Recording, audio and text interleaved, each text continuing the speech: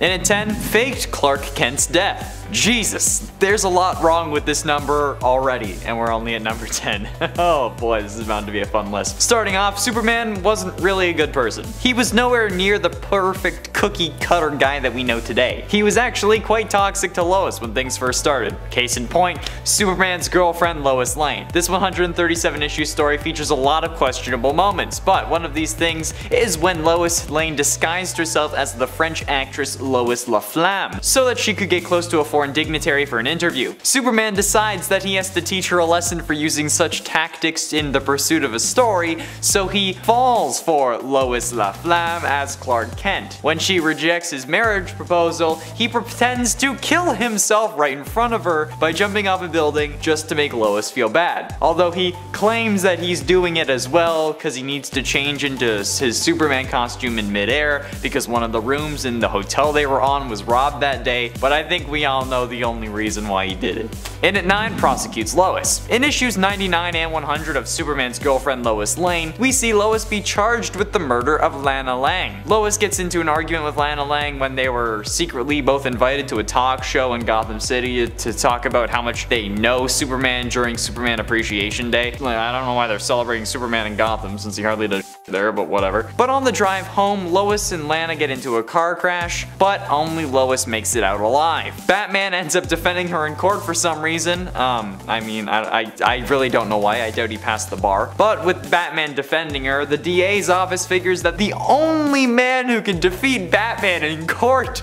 is Superman. Thus, he becomes a special prosecutor and prosecutes the love of his life. I mean, he was like forced to do it, but still, what the actual hell is going on with the series? And at 8, killed Lois. While the classic "Oh, Superman killed Lois" scene is typically pulled from the Injustice series, where Supes is tricked into killing that Lois and their unborn son by thinking they're actually Doomsday thanks to a special breed of Joker gas, I'd rather talk about the other time Lois gets killed because of Superman. By getting her pregnant. Yeah, that's right. You thought Spider-Man was the only one who had issues getting women pregnant with his radioactive swimmers? Well, the Man of Steel and the Woman of Kleenex are certainly not as good at match as some may think, considering how in Adventures of Superman Annual number 3, Lois gets pregnant and is then killed by the baby after getting a superpowered Kryptonian kick from inside the womb. Or at the very least a future version of her does, which either way is still messed up as hell. Even if you didn't think it would happen, I mean, like, you kinda need to expect something like that. To be fair, the baby had also not really been exposed to the sun directly, so maybe he shouldn't have had powers to begin with, but I mean, like, couldn't they just have kept Lois in like a chamber with a red sun or something? I mean, I don't know, there were ways to avoid it. And at 7, Justice Lord. For much of his life, Justice Lord's Superman background matched the Justice League counterpart, until President Lex Luthor executed the Flash. Soon after that, Superman stormed the White House, while his comrades battled the Secret Service. And as they were doing that, Superman confronted President Luthor in the Oval Office. Despite Superman's accusations of corruption and abuse of power, Luthor refused to surrender and arrogantly stated that he would find a way to get out of prison. Or at least avoid being prosecuted to begin with. Superman declared that if being a hero meant that this feuding and fighting had to continue, then he was done with it, and then used his heat vision to execute the president on the spot, Shazam style. After President Luthor's assassination, the Justice Lords spent the next 2 years imposing their brand of peace on the Earth through harsh rule. Justice Lord Superman himself continued to use his heat vision to lobotomize all of Earth's criminals and supervillains. As a result, all of them became harmless, walking vegetables who obediently inhabited the world's prisons. Which, I mean, like, is a little tamer than some versions of Superman. Like, lobotomy or death. Honestly, I don't know which would be considered more evil. And at 6, Eviction. In Superman's 8th ever appearance in Action Comics number 8, he didn't seem to really have a grip on the whole how to be a good guy thing. Since after a group of kids commits a crime to join a gang, Superman takes the gang out thinking that it will save the kids. But they don't want to reform, they just want to keep being bad. Probably because the whole like, the gang is the only people who care about me kind of thing or something like that, right? That's usually the line. Well, want to know how Superman fixes that? Not by sending them to jail or getting the cops to take him for some kind of scared straight thing. No, he instead gets an idea from a hurricane and starts tearing the poor neighborhood apart. Yeah, thinking that when he's done, the town will be rid of its quote, filthy crime-festering slums. I mean, I guess it kinda worked in a way, since the government ends up rebuilding modern apartment units there that are definitely too expensive for the previous residents. So the crime does leave because the people have to leave as well. Huh. Number 5. Super Doom. After a trip to Tibet, Clark, Lois Lane, and Jimmy Olsen built a machine that used vibrations to bring thoughts into reality, and the best possible use for it in their eyes was to create a Superman that was a thought-powered redeemer capable of saving the world. Unfortunately, they ended up having to sell the machine to Overcorp, and Overcorp took their Superman idea and twisted it so much that the brutal and toxic Super Doom was born. A self-described killer franchise, Super Doom wasted no time in becoming the preeminent superhuman of its world, and sought out to eliminate any form of competition, meaning he was on the hunt for other Supermen. After ravaging countless parallel planets and butchering numerous Superman and Superman-like adjacent people, it finally tracked down its creators to Earth 23, where it killed Jimmy and mortally wounded Clark. Later, Super Doom was summoned to Prime Earth by an unwilling Lex Luthor as a final doomsday weapon against Superman, and after a brutal struggle, Superman overcame the monster, which, upon defeat, transformed into a bomb that Superman managed to place on the dark side of the moon before detonation, seemingly annihilating Super Doom once and for all. Give the story a read for yourself, starting with 2012's Action Comics Volume 2, number 9.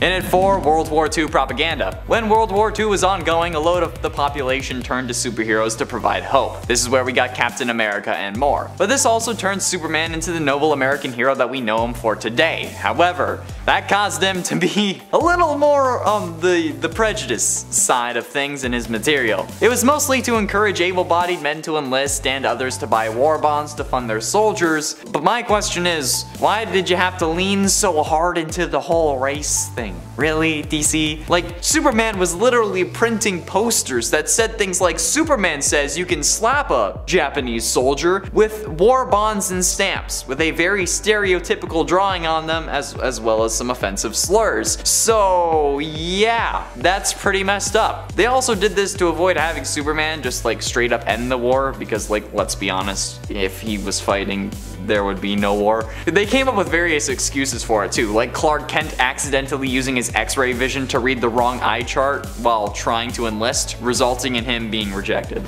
Getting close to the end, in number 3, Ultraman. A member of the crime syndicate, an evil version of the Justice League that terrorized its Earth, that being Earth 3, Ultraman is basically the opposite to Superman. His real name, well, his real human name, is Clark Luthor, and is the adopted son of Lionel Luthor from Earth 2.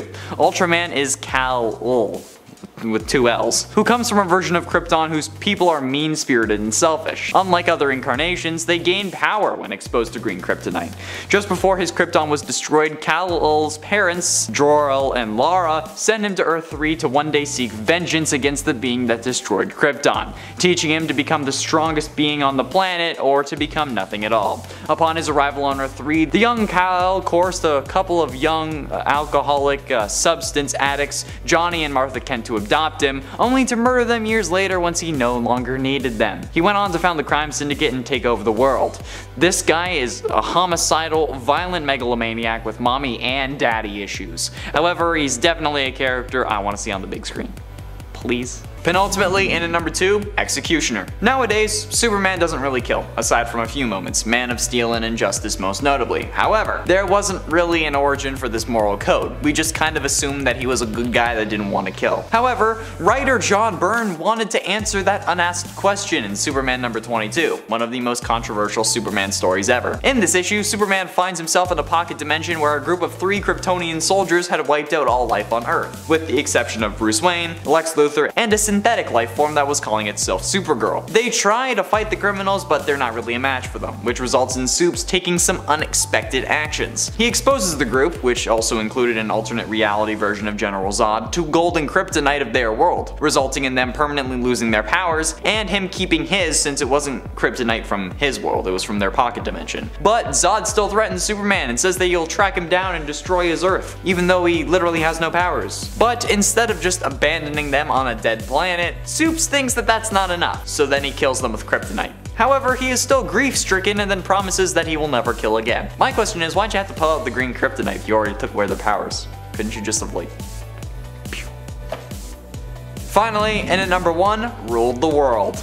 Oh boy. Usually when people talk about ruling the world and Superman, they talk about injustice again. And while this is a great story and an example of what can go wrong with superheroes, the story of King of the World is also a good cautionary tale about Superman. In the late 90s, this story featured a series of prophetic dreams that make Superman realize that his regular MO, just flying around and waiting for disasters to happen, isn't really working. And Kal-El decides to be a little more proactive. However, to him that means building a series of spy satellites to survey Earth, helping Superman keep track of everything that's happening at once, all over the globe, and giving up his life as Clark Kent to work as Superman full time. Sleep deprived and losing his grip on humanity, as well as his sanity, Superman starts to interfere more and more with Earth's affairs, toppling extremist governments and even changing the weather. But when he realizes that he can't be everywhere at once because, you know, it's the whole world, the Man of Steel deploys an army of Superman robots to help maintain law and order, effectively making Superman a benevolent dictator.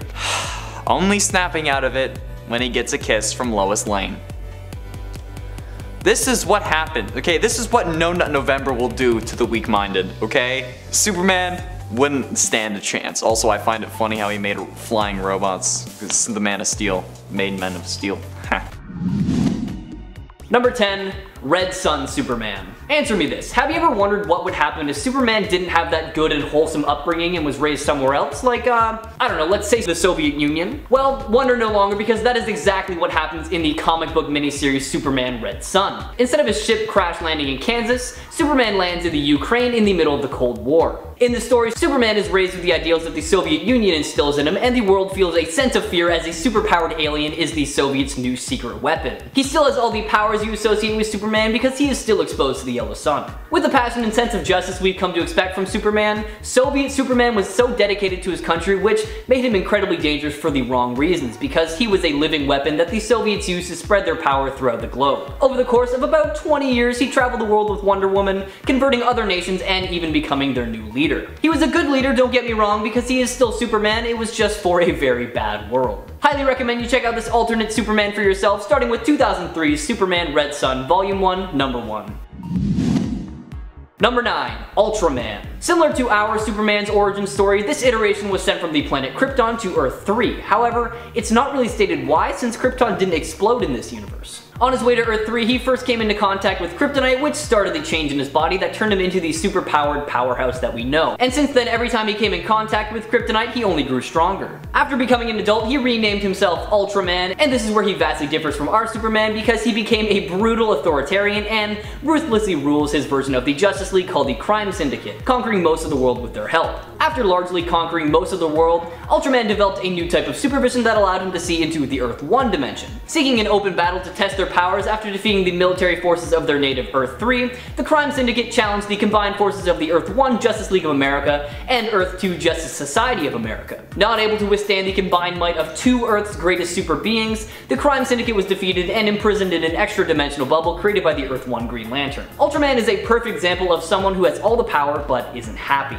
Hailing from an Earth where evil always wins, Ultraman is always looking for something new to conquer, torment, or honestly both. Check him out for yourself, starting with his first appearance all the way back in 1964's Justice League of America number 29.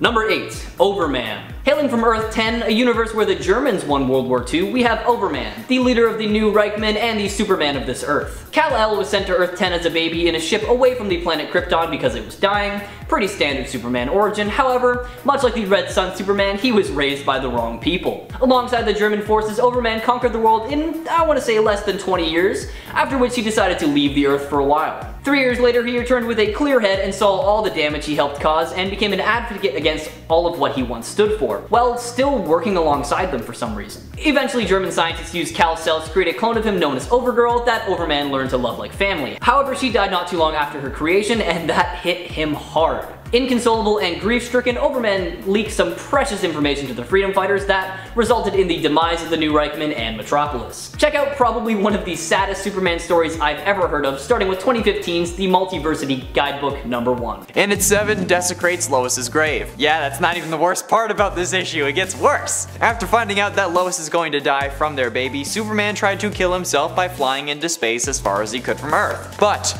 when he does, he meets an alien warrior princess named Maxima, who he then proceeds to hook up with on Lois's grave. which is probably the most disrespectful thing you can do on your former lover's grave, I'd think. Especially when the headstone has a line from you that reads "There can only be you," and a wreath that you had left presumably earlier that day, at least. Or if not, earlier that week. But like, yeah. That's probably one of the most problematic covers ever that features Superman, especially at the point that it was released. I'm sure that there's been problematic things since, but oh. Number 6. Black Zero. This is actually the third Black Zero. This was an alternate version of Superboy known as Superman 2 from a hyper time stream in which Superman had not returned to life and his clone had been left to fully mature and develop his full Kryptonian powers in addition to some tactile telekinesis. With this new power, he could create a field around himself that made him invulnerable, allowed him to fly, and also move heavy objects, similar to Superman's strength. Superman 2 tried to fight crime, but ended up losing a battle that cost its life, leading to a backlash against human cloning. He decided to rename himself after the pro-cloning organization on Krypton, Black Zero, and fight for clone rights. He used Project Cadmus to kill off most of the world's superheroes and recreated most of them as clones of the originals, but that wasn't enough for him. He entered Hypertime, a cross between a time stream and the multiverse during an era where DC Comics only consisted of one universe, to travel to other realities to fight for clone rights as well. Black Zero was a fanatical and ruthless warrior who was eventually and thankfully stopped by the combined strength of numerous Superboys from across Hypertime. Appearing across only a few issues, this is a short story that is definitely worth a read, so if you feel like it, check out 1999 Superboy Volume 4, number 61 to 64.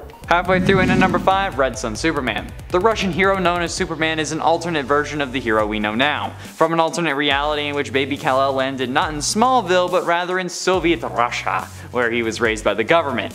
This Superman, while still a hero to Russia, is antithetical to the United States and has defeated some American heroes such as the Green Lantern. His arch nemesis though is still Lex Luthor, who at this point is a scientist employed by the US government to create heroes like Superman. Luthor's copied version of Superman, however, proves a failure and endangers more lives. Bizarro. Luthor created many monsters to battle Superman, but they all didn't really do anything. This version is just scary because, like, it's what every American fears. Communism. And honestly, with some of the other characters on this list and what they did to the human race, on this earth I'm surprised that Russia hasn't used Superman to just destroy everything. Like, whatever. However, this story is a good lesson about who you keep in your life and how people around you affect who you turn out to be. So, there's that at least. Number 4. Superman Earth 1198. In Superman the Dark Side, the baby Kal-El ship is diverted on its path to Earth and instead lands on the planet Apocalypse, home of the Overlord Darkseid. In this version of Superman, Darkseid is the one to raise him, and Superman becomes his loyal and devoted disciple and helps him in the destruction of New Genesis. As well as this, Superman doesn't grow up to wear tights and a cape. Instead, he opts for a menacing black and red armor with a lightning bolt S across his chest. Not only is this Superman powerful, evil, and terrifying, he also has a thing for weapons, using the Apocalypsean sword and Omega Warhead, as well as anything he can get his hands on. Superman in this story is more of a pawn for Darkseid than inherently evil, but much like the others, his actions have horrific consequences. With his direct and indirect help, Darkseid managed to extract the anti-life equation from Superman's cells and subjugated the world and expanded his reach. With Earth by his side and a yellow sun to power him up, Superman was forced to fight Darkseid to end his reign of terror. Highly recommend you check out this 3-issue run for yourself, starting with 1998 Superman Darkseid number 1. Getting close to the end, into number 3, made a film with his friend's wife. A lot of people make fun of the adult film industry, okay? But honestly, it's the backbone of the economy, at least in some cases. However, Superman has never shied away from helping small business owners, especially in Action Comics number 592 and 593. That's right, before Kim K had her go at it, Superman tried the whole celebrity tape thing, with the help of a character named Sleaze, one of Darkseid's former enforcers. Superman tracks down a missing new god, Big Barda, to Metropolis' roughest neighborhood, the Suicide Slum. There, Superman discovers that not only has Barda been brainwashed by Sleaze, but the Apocalypse native is using her to produce a line of popular adult films. Superman tries to rescue her, but ultimately falls under Sleaze's control as well. And Sleaze does exactly what you would expect. He becomes sleazy. He takes Barda and Superman to the local videographer and makes some naughty videos. Then her husband walks in. It's certainly an interesting couple issues. Number 2. Lord Superman. This alternate Superman doesn't have any roots with comics. He is actually from the Justice League TV series, specifically 2003's episode A Better World, and is one of the first Dark Superman that we've seen in the animated universe. This Superman lost his way in battle with President Lex Luthor after Luthor executed the Flash in front of him, and mocked the Man of Steel for never being able to see things through to their logical conclusion. Superman, overcome with rage, executed Luthor with his heat vision, took over the world with his Justice League's help, and formed the Justice Lord's crime-free regiment. They saw themselves as the world's saviors, and the Terror was a small price to pay to realize their vision. Of course, when they found an alternate Earth, they immediately imagined all the quote-unquote good they could have done there, and Lord Superman's incredible powers would have let him succeed on this new Earth if it weren't for the regular Superman, who managed to defeat the Justice Lord before it was too late. I think the worst thing about Justice Lord Superman is that he truly thought he was doing the right thing, but we all know for a fact that he wasn't. Check out this two-part episode for yourself and let me know what you think in the comments below. And finally, number 1, Injustice Superman. Before I dive more into this one, I have to say that I love the Injustice games so much. I remember when I first got the game and I did not put it down until I was finished with the story, so comment below who your go-to character is. In Injustice 1, I'd have to say mine is either Nightwing or Batman, but in Injustice 2, it has to be Green Arrow or Scarecrow. Anyways, sorry about that, let's talk about Injustice Superman. In a storyline amalgamated from diverse comic plots along with the Justice League animated two-parter, A Better World, that I just talked about, the Joker sadistically fear-gasses Superman into killing Lois Lane. Superman responds by putting his open hand straight through the clown's chest and turns the world into a dictatorship-like police state. In the process, he doxes Batman, murders Shazam and Martian Manhunter, converts the Justice League into his personal secret police, and gets his butt kicked by Alfred Pennyworth. He's finally defeated by a still good Superman from another universe who encases him in a red sunlight generating capsule. Now, there have been a few storylines over the years that have revolved around the idea of what would happen if Superman went bad and whether anyone could stop him, and this just proves that the only man who can take down Superman is Superman himself. Why not play the games again for yourself to refresh your memory, or check out 2013's Injustice Gods Among Us #1. And a 10 tangent. The Superman of Earth Tangent was originally a human named Harvey Dent, who gained superpowers through a freak accident. He became one of the top superheroes, however, after defeating Ultra Humanite, who on this Earth was created by a US government super soldier project. He became too powerful to be controlled and then threatened to destroy the world. Yeah. But after the death of Superman's wife, he became dark and vengeful, taking over the world. While he protected the world from crime, he was still tyrannical, not allowing any freedom of thought. And this is where the story of Tangent Superman's reign begins. I don't know why Superman is so codependent on Lois, or whoever his wife ends up being, cause like, whenever he loses his wife, he ends up going berserk. Like bro, you literally just you lost your whole planet. I think like one death, even if it is the love of your life, isn't gonna be that much. I mean, this version didn't lose his home planet, but like still. Other versions in this list, you get it. And at 9, Subject B-Zero. Subject B-Zero, also known as the Monster, was a creation of Lex Luthor, presumably used to combat Superman, but was taken out of stasis early to help combat Ultraman and the Crime Syndicate. Despite being the creation of Luthor, B-Zero had a gentle heart and simply wished to enjoy the beauty of life and to make his father proud. Although imbued with Kryptonian-like powers, B-Zero was easily overpowered and killed by Ultraman, much to the grief of his father, who actually grew to love him. So while not an evil version of Superman, you have to admit, if this guy was running at you, you'd be pretty damn terrified. Like bro, get some skin cream, some moisturizer. You look like a rock gnome named Deborah Mustard, come on. Next thing you know, you're gonna try to control me with one word and then make me a little robot trinket that's gonna get stolen by a goblin who only wants to eat pigeons. And look, you may not understand that reference, but if you do, we're friends now, okay? And at 8, Bizarro. The original Bizarro was created when Superman was exposed to a duplicate ray, in accordance with the science fiction concepts of Superman's stories of the year. There was a lot of sci-fi going on with Superman. However, Bizarro relocated to the Bizarro world, a cuboidal planet called Hatre, which is just Earth backwards, don't really know how to pronounce it, but it operated under Bizarro logic. So like it was a crime to do anything good, and basically since Bizarro was the invert of Superman, that Earth was also populated by inverts of other DC characters. The 1986 Event Crisis on Infinite Earths though rewrote DC's continuity, eliminating that Earth. Since then, 2 different Bizarro characters have appeared. One of them was a flawed clone created by Lex Luthor, and the second, the longer lasting Bizarro, was an idea of the Batman villain the Joker, brought to life by the cosmic trickster Mr. Mxyzptlk. He was first introduced in Superboy number 68 from 1958 though, and is even one of the coolest Superman versions there is, even if he's not always like actually Superman and rather like an experiment, but like whatever.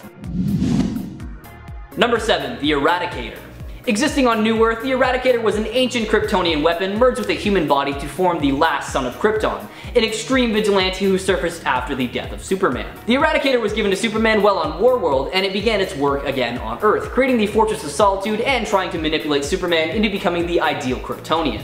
When it failed, the Eradicator created a new body for itself based on Superman. The Eradicator had all of Superman's memories, even though it wasn't actually the real Superman, but was far more brutal and violent. It didn't actually have the power to absorb solar radiation, so it relied on Superman's body to transfer energy to it. Over the years, it became more compassionate and even fought alongside Superman in a few fights, the most notable being their fight against Cyborg Superman, and even sacrificed itself to save Earth, but it always remained dedicated to preserving Superman and Kryptonian life. In DC's Rebirth continuity, the Eradicator has returned and it's just as dangerous as ever, so why not take a look at the Superman clone story for yourself, starting with their first appearance in 1989's Action Comics Annual number 2 all the way to 2011's Action Comics number 901. In its 6th Kingdom comes Superman. Yet another world where Lois Lane dies. Except this time it's directly at the hands of the Joker, who had flooded the Daily Planet with his toxin, killing everyone but Lois, who had managed to locate a gas mask. When trying to attack the Joker, however, Joker just turns around and cracks her right in the skull. Superman returns as Lois succumbs to her injuries and dies. And as for the Joker, he arrives for his trial, but he's killed by a new superhero going by Magog. However, Magog ends up getting acquitted of his charges after killing the Joker, which honestly, I understand, but Superman is appalled by the public embracing a killer as a hero. Already disheartened at the death of Lois, Kal-El abandons his life as Superman and retreats to his Fortress of Solitude, where he spends the next decade. Superman eventually returns and reforms the Justice League, though, with the goal of capturing heroes who took Magog's example and started killing, which results in many a battle and a nuke targeted towards metahuman genes, a la Invasion, the CW crossover. But in the end, Superman does end up dating Wonder Woman and they end up expecting a child. I mean, like, it took you a while, but you got over it. Attaboy. Halfway through into number 5, Exposed Batman. While this seems like something that any version of Superman would do if they turned bad, it's actually interesting to see that only the Injustice version of Superman did it. Yeah, after getting fed up with Batman leading the resistance against his totalitarian regime, Superman tells the world that Batman is really Bruce Wayne. How does he do this, you ask? Like a press conference, or like a worldwide news message or video maybe? Nope, none of the above. This dude frickin' outs him on Twitter. Superman, in just 4 simple words, tells the world that Batman is Bruce Wayne. Using those 4 words, actually. From the official Superman Twitter account, by the way. Dude doesn't even use his Clark Kent Twitter. Man, he's still hiding behind his identity, but then decides to out Bruce's. It's a damn shame. With over 2.5 million retweets and over 3.5 million favorites, this was certainly number 1 on trending for sure. At least until Kim K posted a pic in like a Batman costume to capitalize on the news, pushing the actual Bruce Wayne as Batman thing to number 2 on trending. That's probably what would have happened.